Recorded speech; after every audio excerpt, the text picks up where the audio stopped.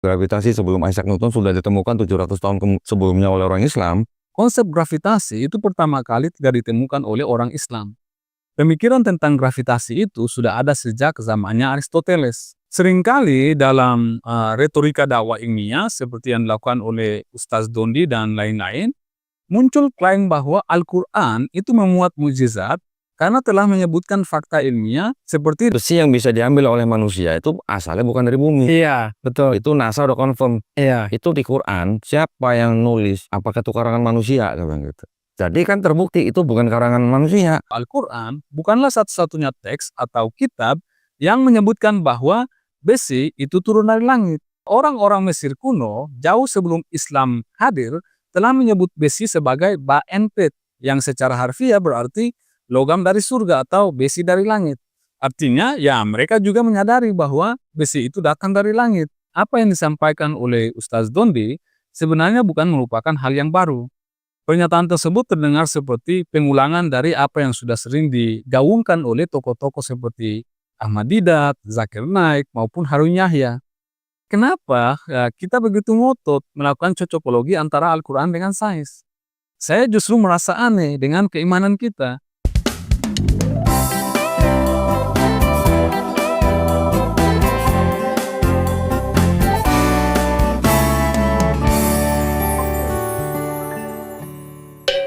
Saya tidak sedang menyerang pribadi siapapun, saya tidak sedang menjatuhkan kelompok manapun, saya juga tidak membenci agama Islam.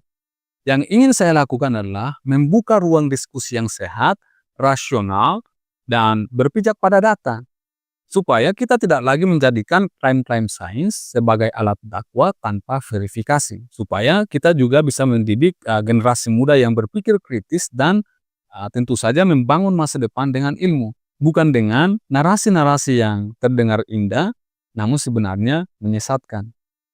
Oke, mari kita putar dulu videonya ya.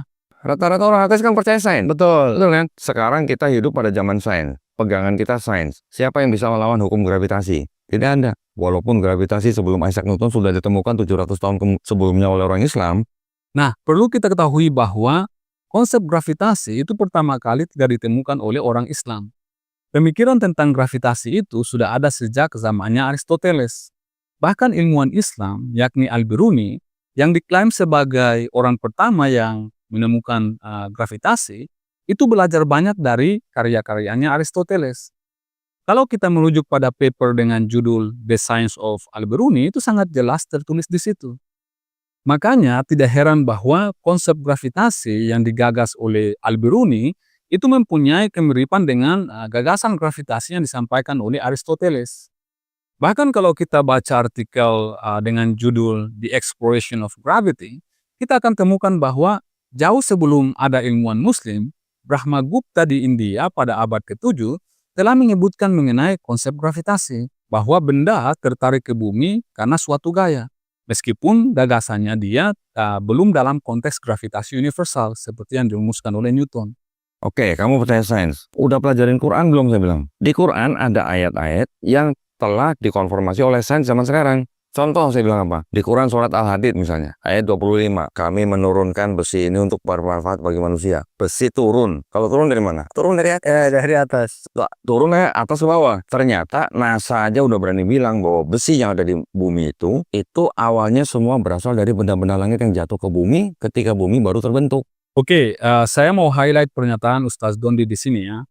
Kata beliau, besi yang ada di bumi itu awalnya semua berasal dari benda-benda langit yang jatuh ke bumi ketika bumi baru terbentuk. Well, pernyataan ini tentu saja ada benarnya, namun kurang lengkap, yang kemungkinan bisa menimbulkan yang namanya kesalahpahaman. Jadi gini, perlu kita ketahui bahwa besi itu sebenarnya terbentuk dalam proses bintang-bintang raksasa yang meledak atau yang kita kenal sebagai supernova. Unsur besi itu adalah salah satu unsur terberat yang bisa terbentuk di inti bintang ya. Ketika bintang itu kehabisan yang namanya bahan bakar, ia runtuh dan meledak, kemudian menyebarkan besi ke seluruh alam semesta. Nah, sebagian dari debu dan gas bintang ini kemudian membentuk tata surya kita, termasuk planet kita, bumi gitu. Nah, inti bumi itu sebagian besar terdiri dari besi. Dan sebagian besi yang ada di permukaan bumi memang berasal dari meteorit atau batu luar angkasa yang jatuh ke bumi. Lalu mungkin Anda bertanya, lah bukankah penjelasan Ustaz Dondi seperti itu?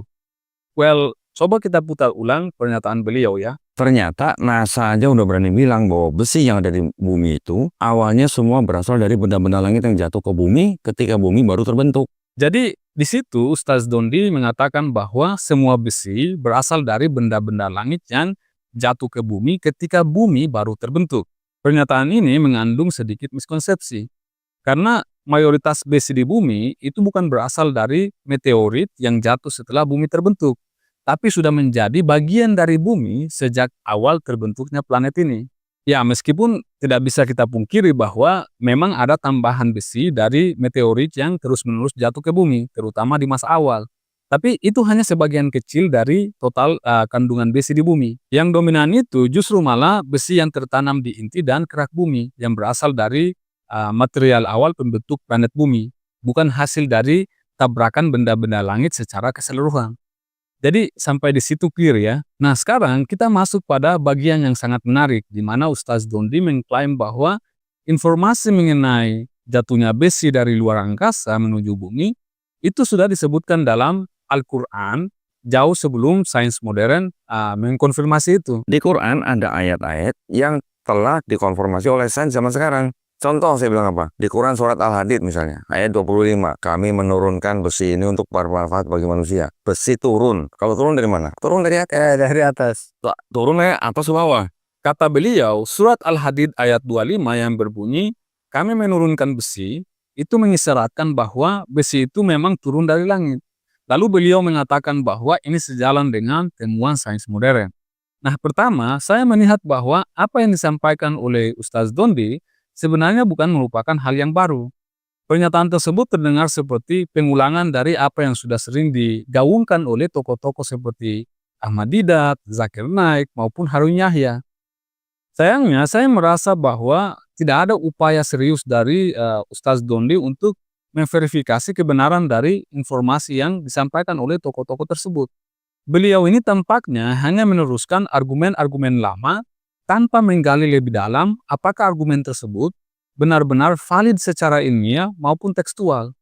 Terkait dengan Al-Quran surat Al-Hadid ayat 25, saya sebenarnya cukup familiar dengan ayat ini ya, terutama karena sebelumnya saya pernah mengomentari pernyataan dari Ustaz Adi Hidayat mengenai ayat yang sama, di mana Ustaz Adi menyatakan bahwa ayat ini selaras dengan nomor atom besi yang katanya adalah 26, dan kata beliau ayat 25 sampai 26 dalam surat Al-Hadid itu membahas tentang besi. Well, kenyataannya nomor atom besi memang 26. Namun ayat yang membahas tentang besi itu justru adalah ayat 25, bukan ayat 26. Ayat 26 bahkan tidak membahas soal besi sama sekali. Beliau juga mengatakan bahwa isotop besi yang paling stabil itu adalah Ferum 57 dan mengaitkannya dengan nomor surat Al-Hadid yaitu surat ke-57.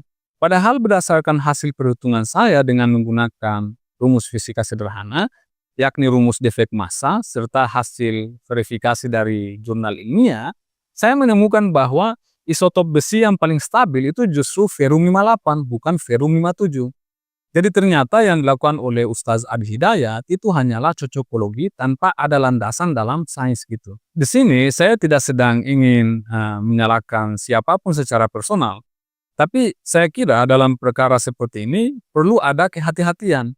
Kita tidak bisa asal menyambungkan fakta ilmiah dengan ayat suci tanpa validasi yang kuat, hanya demi membuat Al-Quran tampak ilmiah. Nah, balik lagi pada klaim Ustaz Dondi tadi, jika kita membaca ayat tersebut secara utuh, kita akan menemukan bahwa kata wa anzalna yang berarti kami turunkan tidak hanya digunakan untuk besi. Dalam konteks ayat tersebut, kata itu juga digunakan untuk kitab dan mizan atau timbangan atau keadilan. Dalam banyak ayat lain, kata ini juga digunakan untuk hal-hal yang secara literal tidak turun langsung dari langit. Seperti hewan ternak yang disebutkan dalam Quran surat Az-Zumar ayat 6 dan juga Quran surat Al-Araf ayat 26 yakni tentang pakaian. Dan ini tentu saja menimbulkan pertanyaan linguistik yang penting bagi kita semua. Dan untuk teman-teman yang paham bahasa Arab, saya ingin bertanya kepada kalian semua, apakah wa anzalna dalam konteks besi itu memiliki makna yang berbeda dari wa anzalna untuk kitab dan keadilan, atau hewan dan ternak dalam Quran surat Az-Zumar ayat 6, ataupun pakaian seperti dalam surat Al-A'raf ayat 26. Jika maknanya sama, apakah berarti kitab, pakaian, dan hewan ternak itu juga secara harfiah diturunkan langsung dari langit? Saya sangat senang jika teman-teman mau berbagi pengetahuan bahasa Arab kepada kita semua, sehingga kita semua itu bisa punya konteks dalam memahami ayat-ayat ini. Maka yang menjadi pertanyaannya adalah, mengapa Ustaz Dondi itu hanya memilih satu penafsiran saja, dan mengapa tafsir itu langsung dihubungkan dengan sains modern tanpa mempertimbangkan pendapat-pendapat lain yang juga sah secara keilmuan. Apalagi jika kita perhatikan dengan seksama, tidak ada kata langit ataupun angkasa luar dalam ayat tersebut. Al-Quran itu kan sering menggunakan kata as-sama, yakni langit, dalam ayat-ayat lain. Namun dalam ayat ini yang ada hanya kata menurunkan atau wa anzalna, dan itu pun ditafsirkan secara beragam. Seandainya ayat ini berbunyi kami turunkan besi dari langit, mungkin asumsi itu bisa lebih diterima. Tapi karena tidak ada redaksi seperti itu, ya sebaiknya kita lebih berhati-hati dalam membuat klaim. Kalau ulama saja berbeda pendapat, lalu pertanyaannya adalah pendapat ulama mana yang benar dalam konteks ini? Well, saya tidak berani mengatakan mana yang paling benar, tapi saya ingin mengajak kita semua untuk lebih teliti dalam melakukan verifikasi sebelum kita menghubungkan ayat-ayat Al-Quran dengan sains. Jangan sampai keinginan kita untuk menunjukkan bahwa Al-Quran itu spesial karena telah membahas tentang fenomena sains jauh sebelum adanya penemuan sains modern, justru malah merusak kesucian serta kesakralan dari Al-Quran itu sendiri. Seringkali dalam retorika dakwah ilmiah seperti yang dilakukan oleh Ustaz Dondi dan lain-lain, muncul klaim bahwa Al-Quran itu memuat mukjizat karena telah menyebutkan fakta ilmiah seperti dalam kasus yang kita bahas sekarang, yakni asal-usul besi dari langit, dan Al-Quran telah menyebutkan itu jauh sebelum ilmu pengetahuan modern mengkonfirmasinya. Maka klaim ini kemudian dipakai untuk menyimpulkan bahwa Al-Quran pasti bukanlah buatan manusia, melainkan berasal dari Tuhan, seperti yang dikatakan oleh Ustaz Dondi. Jadi besi yang bisa diambil oleh manusia itu asalnya bukan dari bumi. Iya, betul. Itu NASA udah confirm. Iya. Itu di Quran, siapa yang nulis? Apakah itu karangan manusia? Gitu. Jadi kan terbukti itu bukan karangan manusia. Ya, tentu saja kita memang yakin bahwa Al-Quran bukanlah karangan manusia. Namun, logika cocokologi seperti ini sebenarnya sangat rapuh dan terlalu cepat mengambil kesimpulan besar dari data yang terbatas. Dan ironisnya, seringkali mengabaikan fakta sejarah lain yang justru menggugurkan klaim sepihak tersebut. Yang jarang diketahui oleh orang-orang adalah bahwa Al-Quran bukanlah satu-satunya teks atau kitab yang menyebutkan bahwa besi itu turun dari langit. Ingat ya, kita belum sepakati bahwa kata wa anzalna pada ayat tersebut mengandung arti diturunkan. Tapi tidak apalah, dalam konteks ini kita ikuti saja alur berpikirnya Ustaz Dondi dengan menganggap bahwa Al-Quran mengatakan bahwa besi itu turun dari langit. Lalu apakah narasi itu hanya ada dalam Al-Quran? Kalau teman-teman baca buku dengan judul The Story of Chemistry halaman 22, kemudian ada juga buku Origins and Development of Applied Chemistry halaman 86-87, dan buku dengan judul The Spirit of Ancient Egypt halaman 72, kita menemukan bahwa orang-orang Mesir kuno jauh sebelum Islam hadir telah menyebut besi sebagai ba'enpet, yang secara harfiah berarti logam dari surga atau besi dari langit. Artinya, ya mereka juga menyadari bahwa besi itu datang dari langit. Kemungkinan besar karena mereka pernah melihat meteorit jatuh dan menemukan bongkahan besi dari sana. Dalam teks-teks piramida bahkan digambarkan bahwa langit itu terbuat dari besi, dan dewa-dewa itu duduk di atas tahta dari logam langit itu. Fakta-fakta ini tercatat dalam prasasti-prasasti Mesir yang bisa dibaca sampai hari ini. Dan uniknya, mereka tidak mengklaim itu sebagai wahyu ilahi. Justru kalau kita mau mengagumi sesuatu secara adil, lebih masuk akal jika kita mengagumi orang-orang Mesir kuno yang sudah mengetahui fakta bahwa besi turun dari langit jauh sebelum Al-Quran muncul, dan bahkan jauh sebelum sains modern mengkonfirmasi itu.